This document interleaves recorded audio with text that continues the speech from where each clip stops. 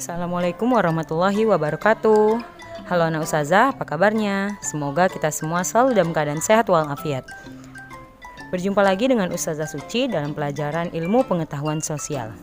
Hari ini kita akan melanjutkan pelajaran IPS kita mengenai dinamika kependudukan Indonesia.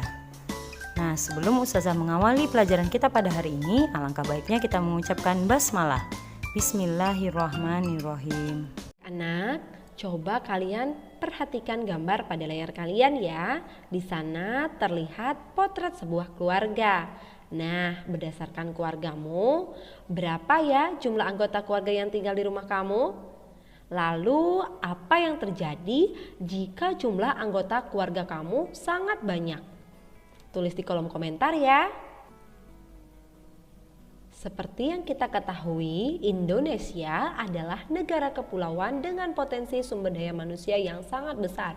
Jumlah penduduk yang tinggal di Indonesia mencapai 268 juta jiwa menurut Badan Perencanaan Pembangunan Nasional atau Bappenas tahun 2019. Nah, jumlah penduduk tersebut merupakan hasil dari dinamika penduduk. Lalu, apa ya itu dinamika penduduk?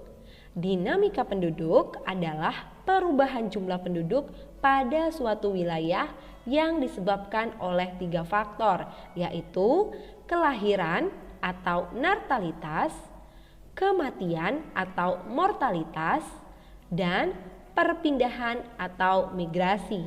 Jelas ya dinamika penduduk? Jumlah penduduk Indonesia berdasarkan data kependudukan dunia tahun 2019, jumlah penduduk Indonesia menempati urutan keempat di dunia. Siapa ya urutan pertama? Yaitu Cina dengan 1.404 juta jiwa. Urutan kedua, India dengan 1.361 juta jiwa. Urutan ketiga, Amerika Serikat dengan 333 juta jiwa. Dan urutan keempat, Indonesia dengan 268 juta jiwa. Lalu bagaimana ya cara menghitung jumlah penduduk? Ada 3 cara, yaitu sensus, registrasi, dan survei. Sensus adalah perhitungan penduduk suatu negara dengan cara mengumpulkan, menghimpun, dan menyusun data penduduk atau semua orang pada waktu tertentu di wilayah tertentu. Registrasi adalah kumpulan keterangan mengenai kelahiran, kematian, dan segala kejadian penting pada manusia lainnya seperti perkawinan, perceraian, pengangkatan anak, dan perpindahan penduduk. Sementara survei adalah dengan cara mengambil sampel dari daerah wilayah yang menjadi sampel yang mewakili seluruh wilayah negara. Jelas ya cara menghitung jumlah penduduk? Nah, dari ketiga cara menghitung jumlah penduduk ini, sensus merupakan cara yang paling akurat. Lalu, apa ya persebaran penduduk?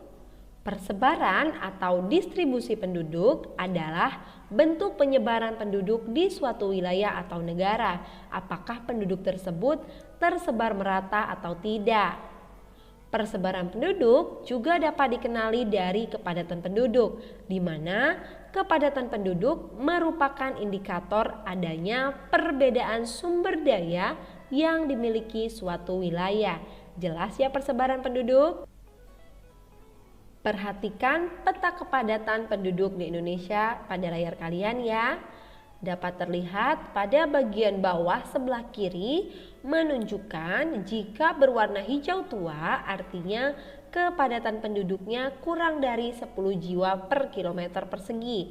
Sebaliknya, jika berwarna merah artinya lebih dari 1.299 jiwa per kilometer persegi. Dan warna-warna lainnya. Sudah terlihat bahwa wilayah mana yang paling sedikit dan paling banyak jumlah penduduknya ya. Maka dapat kita simpulkan bahwa persebaran penduduk di Indonesia belumlah merata. Berdasarkan peta kepadatan penduduk sebelumnya, bahwa beberapa daerah di Indonesia penduduknya masih sangat sedikit atau masih kekurangan jumlah penduduk atau yang sering dikenal dengan underpopulation.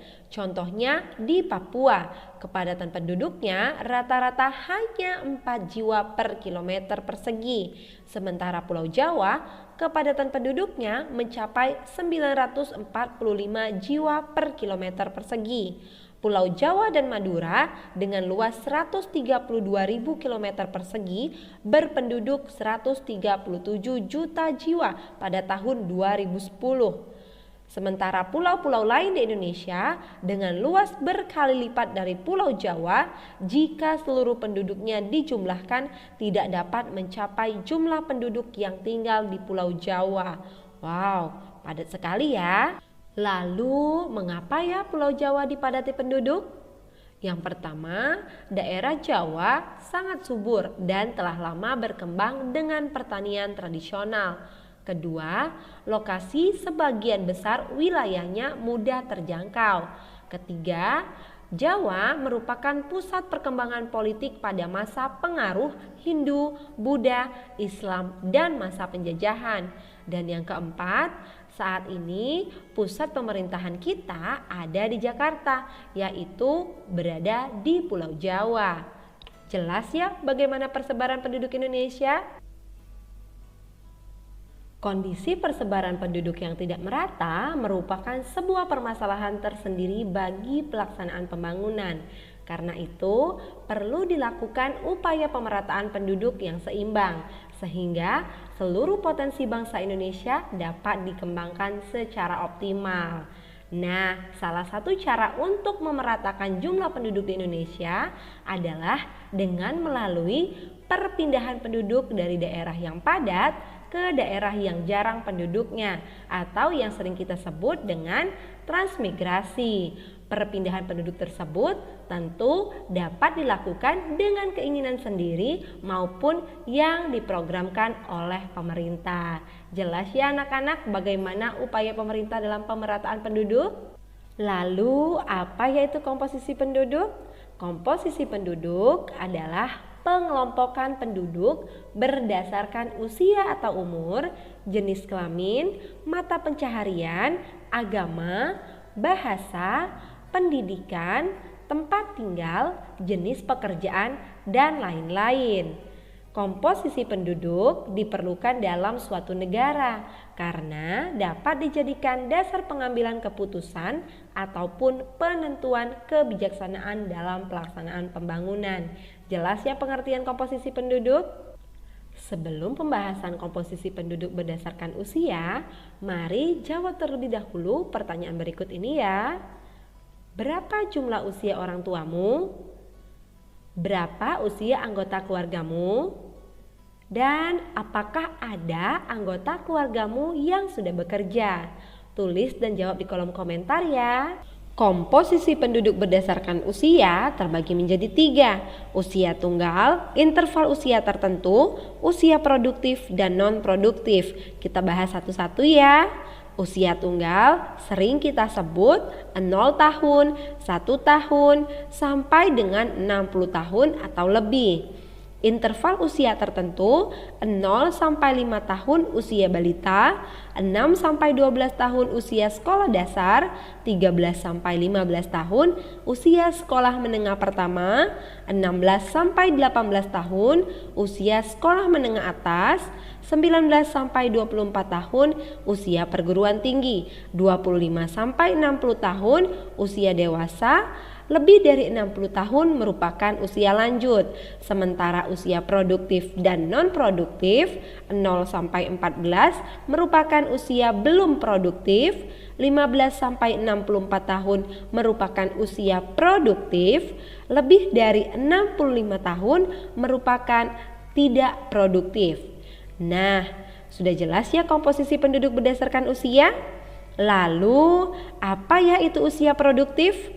Usia produktif adalah saat di mana seseorang masih mampu bekerja secara maksimal dan masih bisa terus mengembangkan usahanya untuk memenuhi kebutuhan hidup, pribadi maupun banyak orang. Jelas ya usia produktif?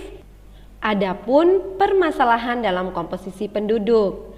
Apabila jumlah penduduk dengan usia di bawah 15 tahun dan usia di atas 65 tahun jumlahnya lebih besar dibandingkan usia produktif, dapat menyebabkan penduduk usia produktif menanggung hidup seluruh penduduk usia non-produktif. Sebaliknya, jika semakin kecil angka ketergantungan, maka akan semakin kecil beban dalam menopang kehidupan penduduk usia non-produktif. Jelas ya permasalahan komposisi penduduk? Saat ini Indonesia mengalami bonus demografi, yaitu bonus yang dinikmati suatu negara sebagai akibat dari besarnya proporsi penduduk produktif rentang usia 15 sampai 64 tahun dalam evolusi kependudukan yang dialaminya. Nah, bonus demografi bisa terjadi karena di Indonesia mengalami keberhasilan dalam program keluarga berencana atau KB, menurunnya angka kelahiran dan meningkatnya kesehatan serta suksesnya program-program pembangunan lainnya.